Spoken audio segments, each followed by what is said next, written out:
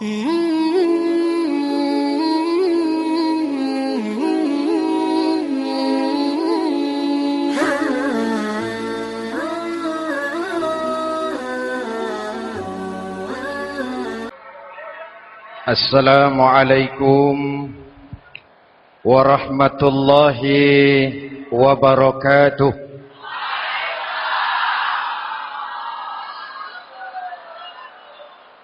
Alhamdulillahi rabbil alamin. Wassalatu wassalamu ala asyrafil mursalin Sayyidina wa maulana Muhammadin wa ala alihi wa sahbihi ajmain, amma ba'du. Saudara-saudara kaum muslimin yang berbahagia, hadirin, kesempatan malam ini saya ingin cerita akhirat saja. Sudah pernah ke akhirat belum? Mau? Kalau mau saya daftar, besok berangkat. Salah satu rukun iman yang 6, percaya kepada adanya akhirat. Satu saat alam ini akan hancur sehancur-hancurnya. Bumi, gempa, gunung, meletus, air laut tumpah ke darat. Planet-planet bertabrakan, halilintar menyambar, angin topan bertiup. Semua yang bernama hidup, mati, itu kiamat. Lalu kita akan dibangkitkan di padang mahsyar, dibangkitkan dari kubur kita masing-masing.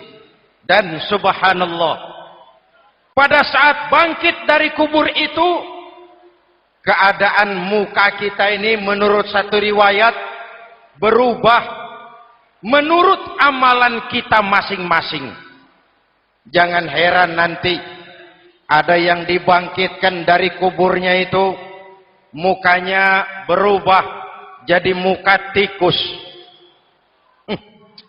Hebat sekali, badannya badan manusia, tangannya tangan manusia, mukanya muka tikus. Sebab apa? Sebab waktu di dunia amalannya amalan tikus. Apa amalan tikus itu? Suka menggeragoti barang yang disimpan rapi-rapi.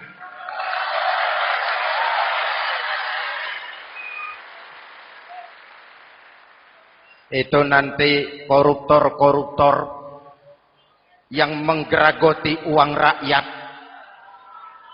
Itu nanti bangkit mukanya muka tikus. Na'udzu. Saudara lihat, oh ini yang geragoti uang rakyat, mukanya muka tikus. Ada lagi yang bangkit dari kubur, mukanya itu berubah jadi muka harimau. Kenapa? Waktu di dunia amalannya amalan harimau. Apa harimau itu? Mau menang sendiri, keras kepala, kupeh. Di mana ada hutan, rajanya pasti harimau. Padahal hutan belum pernah bikin pemilihan umum. Betul? Tapi harimau tidak peduli ada pemilihan umum atau tidak, saya raja hutan.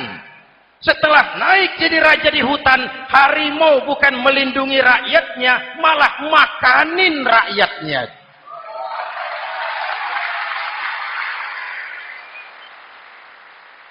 Orang-orang yang mau benar sendiri. Ada lagi yang bangkit dari kubur gagah, mukanya muka ketek. Sebab apa? Waktu di dunia amalannya amalan ketek. Apa ketek itu? Rakus, serakah, tamak. Coba, ketek itu kasih pisang, dimakan. Berikan lagi, pegang, berikan lagi, kakinya yang megang, temannya diberikan, masih dirampas juga, ketek. Serakah, kalau mental ketek masih gentayangan di republik ini, maka pemerataan cuman akan jadi dongeng. kaum muslimin yang berbahagia. Pada saat itu di akhirat nanti, setiap orang sibuk dengan urusannya sendiri-sendiri. Boleh jadi setiap kita lalu akan dimintakan pertanggunggan jawab. Boleh jadi orang tua tidak sempat lagi mengingat anaknya. Saudara tidak lagi sempat memikirkan saudaranya. Tiap orang akan dimintakan pertanggungan jawab. Dalam kondisi seperti itu, Rasulullah mengajarkan sab'atun yudhilluhumullahu yawma la dhilla illa zilluh. Ada 7 golongan manusia yang di akhirat nanti akan langsung mendapat perlindungan dari Allah Subhanahu wa taala.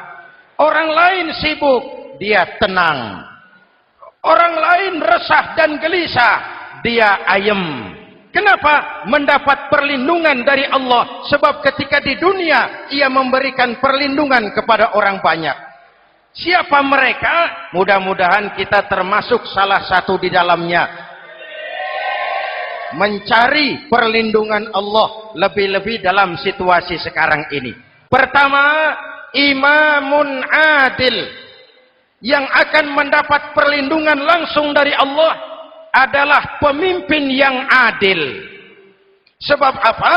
Pemimpin yang adil melindungi banyak rakyat, maka pantas di akhirat dilindungi oleh Allah Subhanahu. Kita ini kan zon politikan. Kita ini makhluk yang tidak mungkin hidup sendiri-sendiri. Untuk melaksanakan hajat bersama, kita memerlukan pemimpin. Memilih pemimpin itu tidak sulit. Dalam fikih, ketika sholat, itu dijelaskan bagaimana cara memilih imam. Siapa yang diangkat jadi imam? Pertama, a'lamuhum. Orang yang paling alim di kampungmu siapa? Angkat jadi imam. Yang paling alim, paling menguasai persoalan sehingga bisa membawa bangsa keluar dari kesulitan. Pemimpin yang bisa menyelesaikan masalah, bukan yang menimbulkan masalah.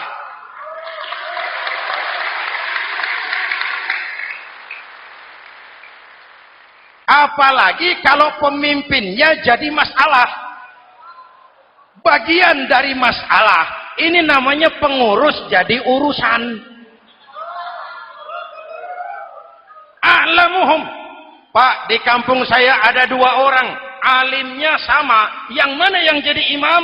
Afsahuhum, yang lebih fasih lidahnya, yang paling pandai menyuarakan aspirasi rakyatnya, punya sense of crisis. Yang satu alim tapi pelo. Yang satu alim tidak pelo, yang tidak pelo jadi imam. Kenapa tidak sah orang fasih bermakmum kepada imam pelo? Pak, ini imam pelo, makmum pelo semua, sah. Namanya kampung pelo.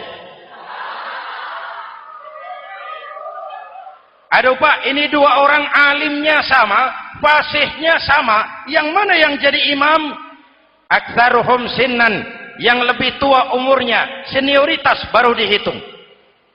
Lahirnya bareng Pak. Yang mana yang jadi imam? Awaluhum hijratan, yang lebih dulu tinggal di situ, yang punya semangat nasionalisme yang tinggi, yang cinta kepada bangsa dan rakyatnya. Sudah ada imam, sudah, ayo azan. Apa azan itu? Proklamasi. Salat mau dimulai. Sudah azan? Sudah. Qobliyah 2 rakaat, qobliyah.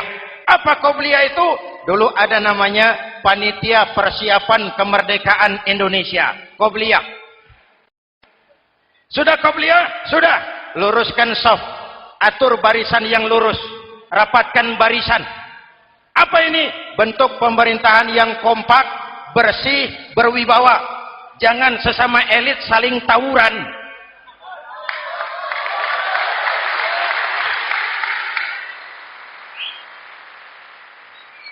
Luruskan shaf.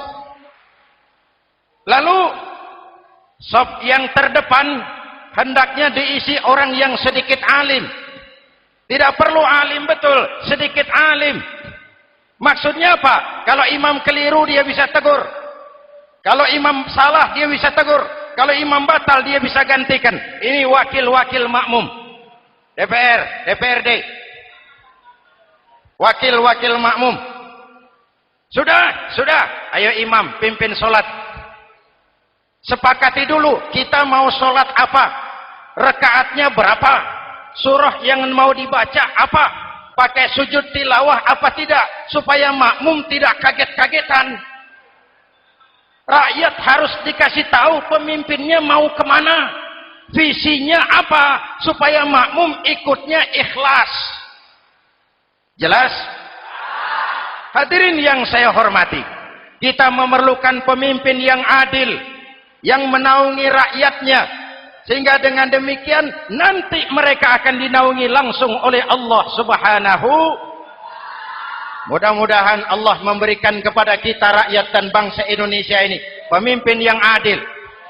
Saya yakin perjalanan waktu akan mengantarkan kita di mana orang-orang akan terbuka topengnya sehingga akan jelas mana pembela rakyat, mana penyengsara rakyat.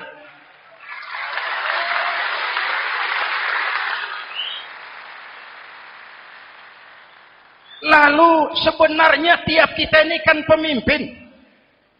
Pak Lurah pemimpin di kelurahannya, Pak Camat pemimpin di kecamatannya, kepala suami pemimpin di rumah tangganya, anak muda pemimpin bagi dirinya. Dan setiap kita akan dimintakan pertanggungan jawab tentang apa yang kita pimpin.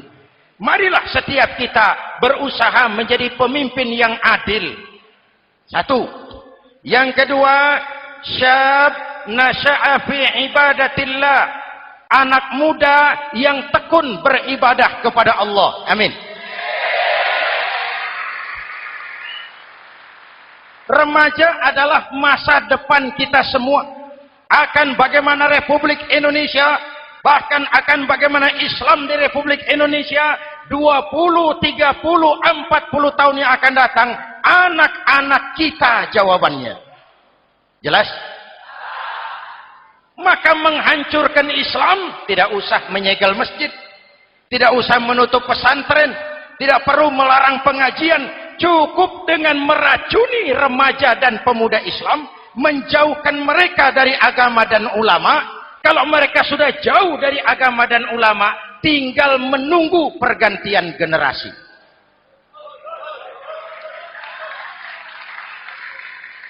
Maaf, kalau yang sudah 60 tahun ke atas, itu saya anggap angkatan selamat. Generasi tanda seru. Insya Allah mantap akidahnya, tidak goyah imannya. Tapi yang 30 tahun ke bawah, adik-adik saya ini, the next generation. Kalian yang jadi pilot project. Remaja-remaja Islam, kalau mau jadi remaja dan pemuda modern, jangan dekat-dekat ke masjid kuno. Masjid khusus 70 tahun ke atas. Baca Quran kampungan. Ngaji urusan akhirat. Seiring dengan itu, modernisasi diartikan dengan westernisasi. Kau tidak bisa jadi pemuda modern kalau semua yang datang dari barat belum kau telan mentah-mentah.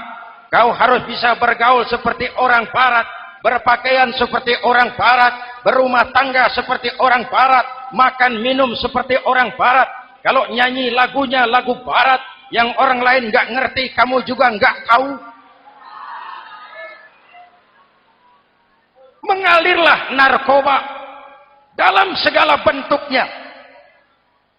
Maka muncullah generasi-generasi santai, generasi-generasi salon yang mencoba mencari pelarian hanya dengan kesenangan sesaat, tapi menghancurkan masa depan yang pasti.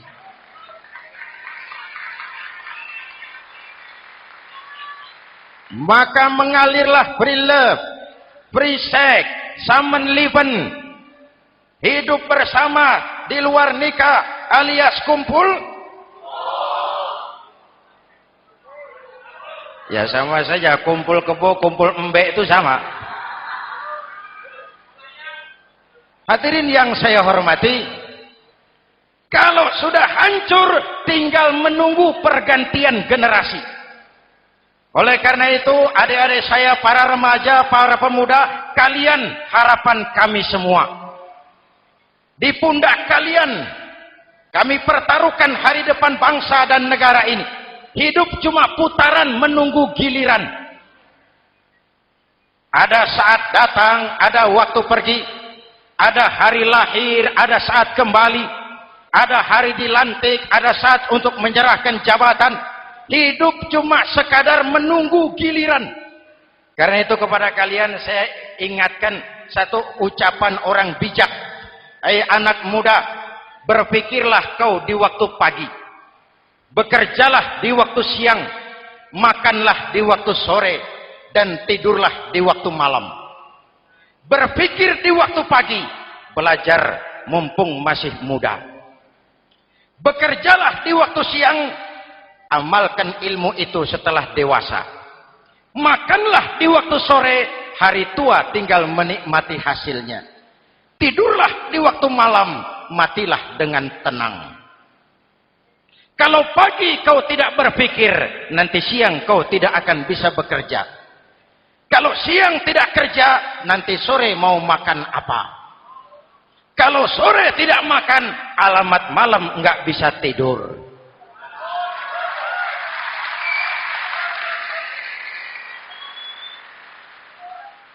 Kalau waktu remaja, waktu muda maunya santai-santai saja, dewasanya bingung. Kalau dewasanya bingung, hari tua terlunta-lunta. Kalau hari tua terlunta-lunta, matinya menteleng. Maka lebih baik makan singkong betulan daripada makan roti mimpi. Ayo, makan singkong betulan, makan roti mimpi, lebih bagus mana? Lebih bagus makan roti betulan. Kalau perlu, lebih baik sekolah sambil dagang koran, sekolah sambil parkir mobil, sekolah sambil semir sepatu, daripada petatang peteteng tanpa prospek hari depan yang ada artinya.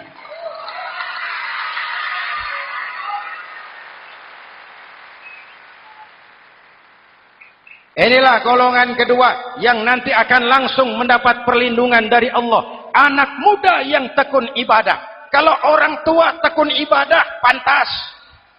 Orang tua rajin ibadah, tidak istimewa. Masya Allah Pak, itu orang tahajudnya hebat, wirid yasinnya mantap, puasanya luar biasa, zikirnya mantap. Umurnya berapa? 70.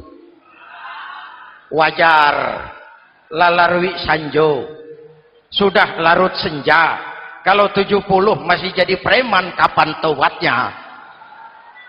Tapi kalau ada anak muda, darahnya masih mengalir dengan panas, keinginannya masih sejuta khayal, dia bisa salurkan di jalan Allah, itu amat disukai Allah, dan itu akan mendapat perlindungan langsung dari Allah Subhanahu.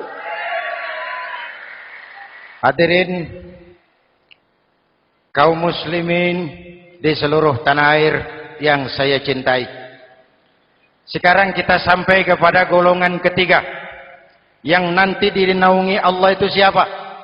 Rajulun qalbuhu mu'allaqun bil masajid. Seseorang yang hatinya selalu terpaut kepada masjid. Masjid memang tempat melaksanakan sholat, tapi lebih dari itu dia adalah pusat kegiatan umat. Umat Islam dengan masjid seperti ikan dengan air, tidak boleh berpisah. Sehingga ada hadis qudsi mengajarkan, inna buyuti fil ardil masajid wa inna zuwari fiha ummaruha. Rumahku di permukaan bumi adalah masjid. Orang-orang yang memakmurkan masjid adalah tamuku. Dari masjidlah terpancar semangat silaturahmi. Dan itu yang sangat kita perlukan sekarang. Di tengah-tengah kerentanan kita sebagai bangsa, masjid harus jadi lem perekat. Di sini siapapun yang datang mengucapkan Assalamualaikum. Betul? Menebarkan salam. Menebarkan rasa damai. Bersalaman. Kata Nabi, ma min muslimaini yaltaqiyani fayatasafahani illa ghafarallahu dzunubahuma. Apabila dua orang Islam bertemu lalu bersalam-salaman, Allah akan menghapuskan dosa yang terjadi di antara kedua orang itu. Bangsa kita sedang rentan perpecahan. Benih-benih disintegrasi bertebaran di mana-mana. Maka mari kita kembali ke masjid untuk menyusun semangat kebersamaan, meluruskan saf, merapatkan barisan, dan menerjemahkannya di luar masjid. Ini ada kaitannya dengan faktor yang keempat, yang langsung dilindungi Allah. Siapa mereka? Rajulani tahabba fillahi ijtama'a alaihi wa tafarraqa alaihi. Dua orang yang bersaudara, bertemu karena Allah, berpisah karena Allah. Itu akan dilindungi langsung oleh Allah di hari akhirat nanti. Dua orang bersaudara, bertemu karena Allah, berpisah pun juga karena Allah. Tadi dalam perjalanan ke sini, saya melalui sebuah desa. Masih ada sisa-sisa tawuran antar desa. Saya tidak sebutkan desanya, itu rahasia perusahaan. Saya cuma prihatin, siapa lawan siapa, siapa yang kita bakar rumahnya, siapa yang kita sambiti dengan batu, siapa yang kita rugikan, padahal urusannya kadang-kadang sepele. Di satu desa misalnya, cuma urusan kaset jadi tawuran antar desa. Ini kan hal yang sangat sepele. Padahal Nabi mengajarkan dengan keras, kalau dua orang Islam saling bertengkar, al-qatil wal maktul finnar. Yang membunuh dan yang dibunuh, dua-duanya neraka. Sahabat bertanya, ya Rasul, kalau yang membunuh masuk neraka, pantas. Kenapa yang dibunuh neraka juga? Rasulullah senyum lalu berkata, yang dibunuh pun sudah punya niat membunuh. Cuma keduluan dibunuh. Andai kata tidak dibunuh, dia yang akan membunuh. Mari kita renungkan, kenapa sebagai bangsa kita seperti tercabut dari akar budaya kita. Kita jadi beringas, kita jadi brutal untuk hal yang sepele. Yang satu teriak Allahu Akbar, yang lain teriak Allahu Akbar. Siapa lawan siapa? Dulu Bung Tomo teriak Allahu Akbar, musuhnya londo. Sayyidina Hamzah, Khalid bin Walid teriak Allahu Akbar, yang dilawan kafir. Abu Jahal, Abu Lahab, Abu Sufyan. Sekarang si Ali lawan si Hasan, Hasan Allahu Akbar, Ali Allahu Akbar. Siapa lawan siapa?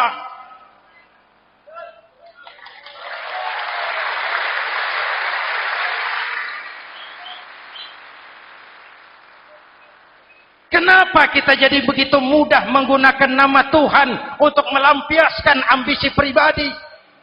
Kenapa Allahu Akbar yang begitu sakral kita lepas cuma untuk pelampiasan sebuah dendam? Dua orang yang bersaudara bertemu karena Allah, berpisah karena Allah. Itu ukurannya. Kau di jalan Allah, kau saudaraku. Keluar dari jalan Allah, selesai persaudaraan sampai di sini.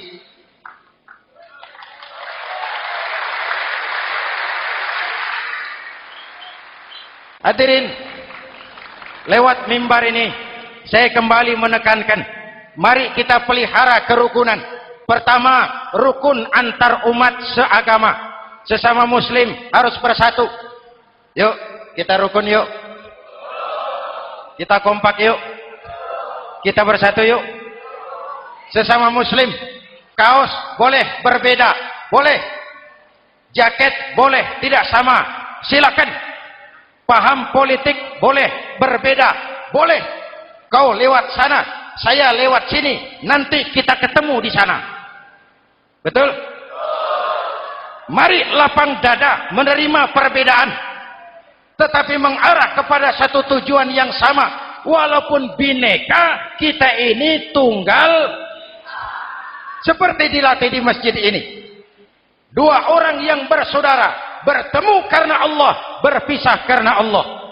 Hati-hati, di masyarakat sekarang ini kan lebih banyak tukang kompor daripada tukang lem. Tahu tukang kompor? Hangati sana, panasi sini, bakar sana, sulut sini. Terbakar kita, dia lari tepuk tangan. Udah capek kita rakyat diobok-obok. Udah capek kita rakyat dialamatkan, dijadikan address. Semua kalau pidato demi rakyat, untuk rakyat, buat rakyat, padahal nggak pernah kenal sama rakyat. Kita cuma jadi alamat. Mari kita kokohkan akar kebersamaan. Kita sama-sama anak Ibu Pertiwi. Di negeri ini kita dilahirkan. Air negeri ini yang kita minum. Udara negeri ini yang kita hirup. Kalian remaja, kalian pemuda, lebih bertanggung jawab karena kalian anak Ibu Pertiwi. Hadirin yang saya hormati, maka tetaplah jaga semangat kebersamaan. Ini yang keempat. Yang kelima, rajulun zakarallaha khalian fafadat ainahu. Seseorang yang mengingat Allah dalam kesunyian, lalu berlinang air matanya. Tengah malam, dikala orang sedang tidur, dia bangun munajat. Gemersik tikar tersentuh tangan, laksana lambaian tangan malaikat maut datang hendak merenggut nyawa. Terbayang dosa yang pernah dia kerjakan, air mata berurai membasahi pipi tanpa terasa. Orang yang munajat semacam itu nanti langsung mendapat perlindungan dari Allah Subhanahu. Saya pernah baca hadis qudsi, merinding bulu kuduk saya. Mendengar hadis qudsi ini, terbayang Indonesia saya, Indonesiaku, Indonesiamu, Indonesia kita semua. Apa kata Allah dalam hadis qudsi? Inni la ahammu bi'azabi ibadi. Kadang-kadang aku muak melihat tingkah laku manusia. Aku kepengen turunkan azab. Kalau azab turun di bumi, kita sudah merasakan banjir di mana-mana. Manado banjir, Sumatera Barat banjir, Jambi banjir, Bengkulu, tanah longsor di Purworejo, Cilacap banjir, Sukabumi gempa, Pandeglang gempa, ekonomi terpuruk, antar kampung tawuran, antar elit di atas tawuran.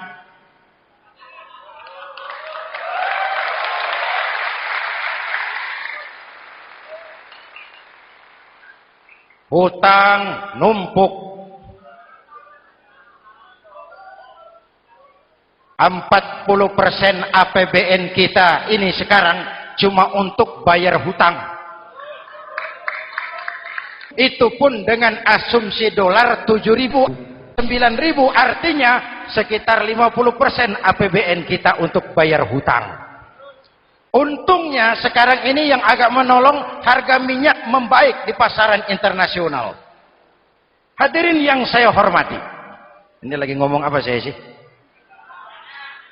Aku pengen turunkan azab, tetapi kata Allah, ketika aku melihat orang-orang tua yang sujud di keheningan malam, bayi-bayi tanpa dosa masih menyujud. Ada hadis qudsi mengajarkan, inna buyuti fil ardil masajid wa inna zuwari fiha ummaruha. Rumahku di permukaan bumi adalah masjid.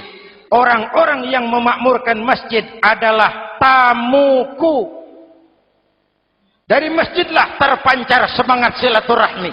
Dan itu yang sangat kita perlukan sekarang.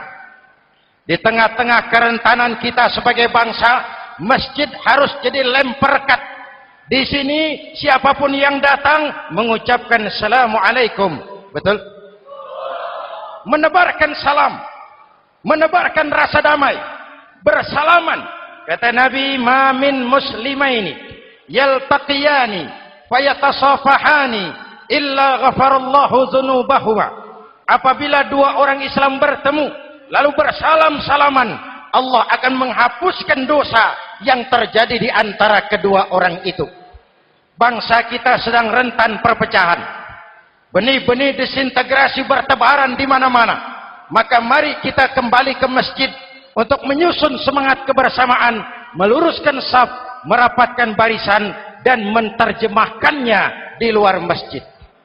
Ini ada kaitannya dengan faktor yang keempat, yang langsung dilindungi Allah. Siapa mereka? Rajulani tahabba fillahi ijtama'a alaihi wa tafarraqa alaihi.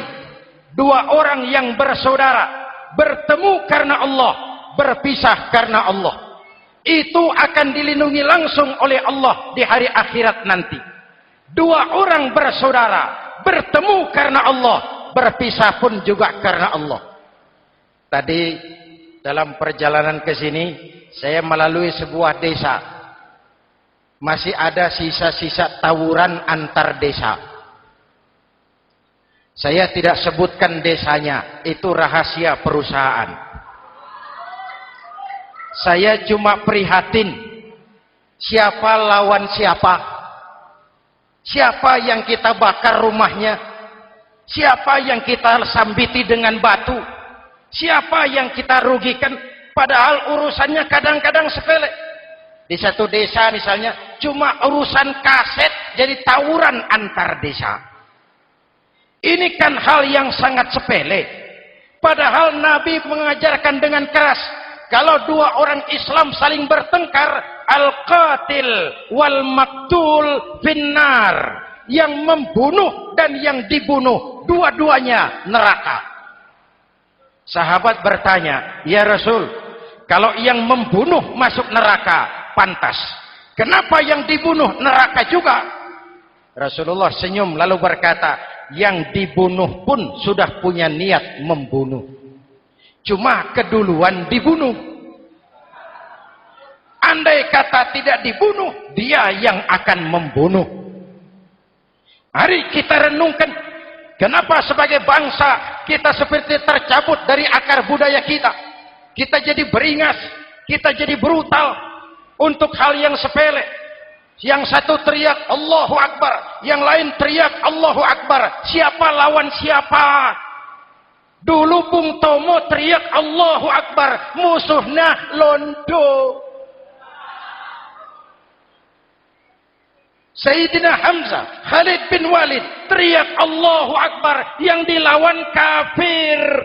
Abu Jahal, Abu Lahab, Abu Sufyan.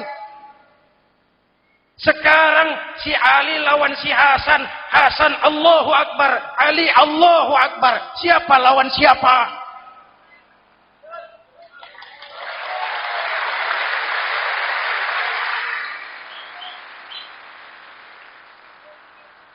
Kenapa kita jadi begitu mudah menggunakan nama Tuhan untuk melampiaskan ambisi pribadi?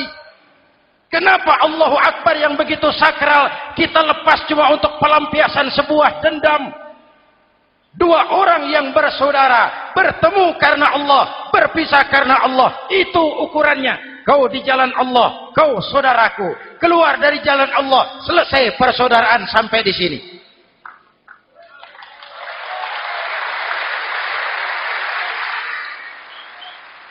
Hadirin, lewat mimbar ini saya kembali menekankan, mari kita pelihara kerukunan. Pertama, rukun antar umat seagama. Sesama muslim harus bersatu. Yuk, kita rukun yuk. Kita kompak yuk. Kita bersatu yuk. Sesama muslim, kaos boleh berbeda, boleh.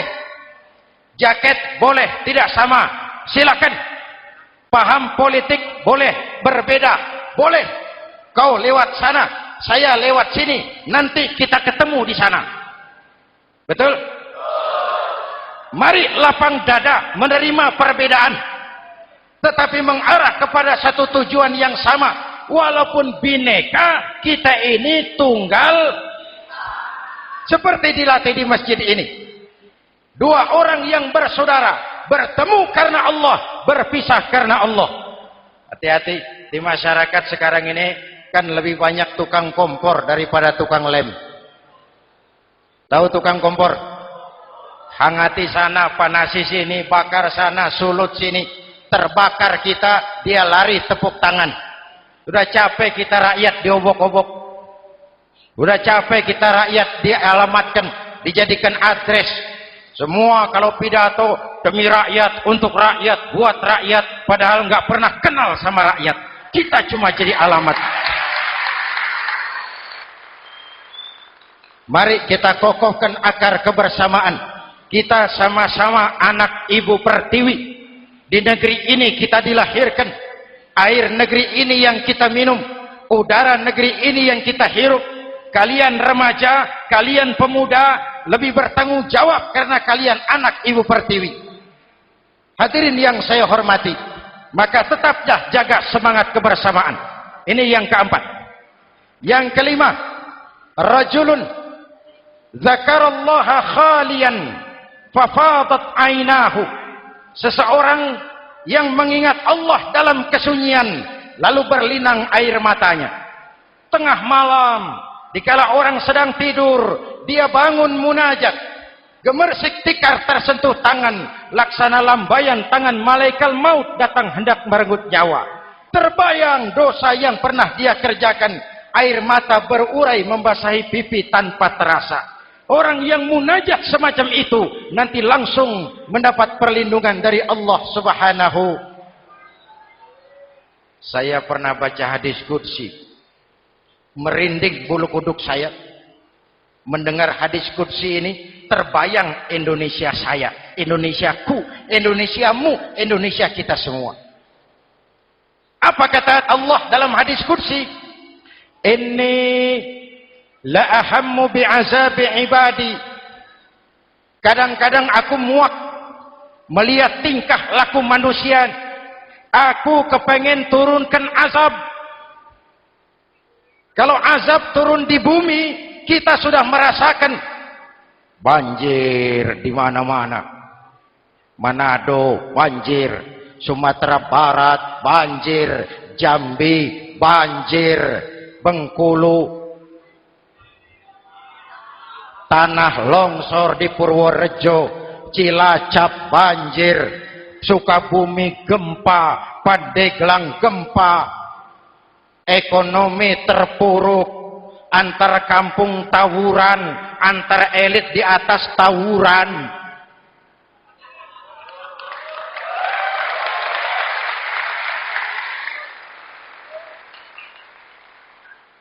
Hutang numpuk. 40% APBN kita ini sekarang cuma untuk bayar hutang. Itu pun dengan asumsi dolar 7.000, 9.000, artinya sekitar 50% APBN kita untuk bayar hutang. Untungnya sekarang ini yang agak menolong, harga minyak membaik di pasaran internasional. Hadirin yang saya hormati, ini lagi ngomong apa saya sih? Aku pengen turunkan azab, tetapi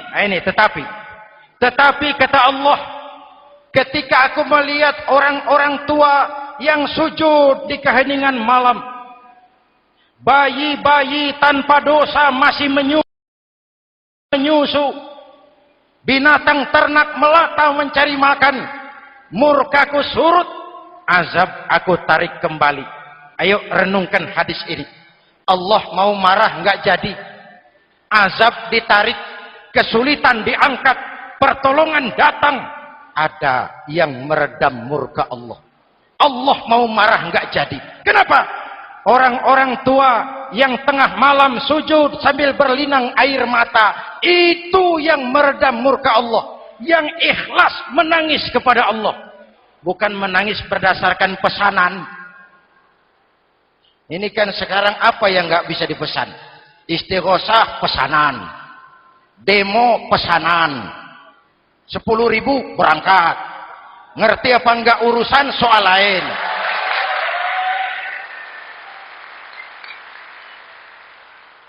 Jadi bukan demonstran, pekerja demo. Orang tua yang ikhlas nangis kepada Allah di keheningan malam, kita hutang jasa kepada orang-orang tua yang ikhlas seperti itu. Itu yang menjaga keselamatan bangsa. Allah mau murka enggak jadi, sepanjang masih banyak orang-orang tua yang sujud di tengah malam. Amin. Yang kedua, bayi tanpa dosa masih menyusu.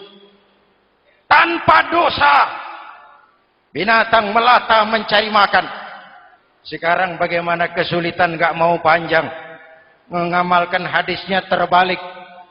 Yang disuruh itu orang tua tengah malam sujud. Bayi tanpa dosa nyusu. Sekarang ini orang tua tengah malam nyusu.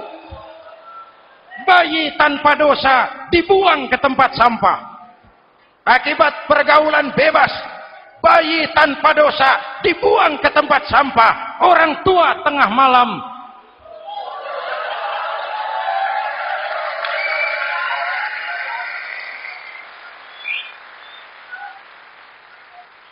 hadirin. Yang keenam, rajulun da'athum ra'atun zatu mansibin wa jamalin ila nafsiha faqala inni akhafu Allah rabbal alamin. Orang yang bermoral dibujuk rayu oleh perempuan cantik, lalu dia berkata, maaf, saya takut kepada Allah. Orang bermoral yang merasakan kehadiran Allah dekat dalam hidup. Umpama waktu puasa, saudara sholat zuhur, sebelum sholat saudara berwudu, ketika berkemur saudara korupsi, sedikit airnya saudara minum. Jangankan polisi, teman wudu sebelah pun tidak tahu kalau waktu berkemur saudara korupsi. Kenapa kita tidak mau melakukan? Ada rasa malu kepada Allah. Ini yang perlu kita tumbuh kembangkan, rasa malu kepada Allah subhanahu wa ta'ala. Yang ketujuh, rajulun tasaddaqa bi sadaqatin fa akhfaha. Orang yang bersedekah lalu disembunyikan sehingga tangan kiri tidak tahu apa yang diberikan oleh tangan kanan. Orang yang punya kepedulian tinggi tetapi ikhlas menolong yatim, membantu sesama dalam rangka menegakkan masyarakat yang adil dan makmur. Mari kita mohon kepada Allah, semoga kita semua senantiasa dalam perlindungannya di dunia ini dan lebih-lebih di akhirat nanti. Al-Fatihah. A'udzubillahi minasyaitonir rajim. Shiratal ladzina an'amta 'alaihim ghairil maghdubi 'alaihim waladdallin. Amin. Bismillahirrahmanirrahim. Alhamdulillahi rabbil alamin. Allahumma shalli ala Muhammad wa ala alihi wa sahbihi ajmain. Rabbana taqabbal minna salatana wa siyamana wa qiyamana wa takhashu'ana wa ta'abbudana wa tammim taqsirana ya arhamar rahimin. Allahumma ja'alna minas su'ada'il makbulin wa la taj'alna minal ashqiya'il mardudin. Rabbana zalamna anfusana wa illam taghfir lana wa tarhamna lanakunanna minal khasirin. Afdalu ma qultuhu ana wan nabiyyuna min qabli la ilaha illallah.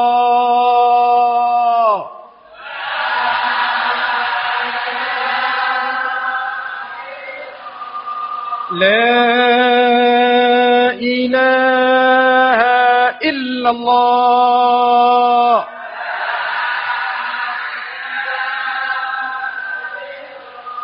Muhammadur Rasulullah.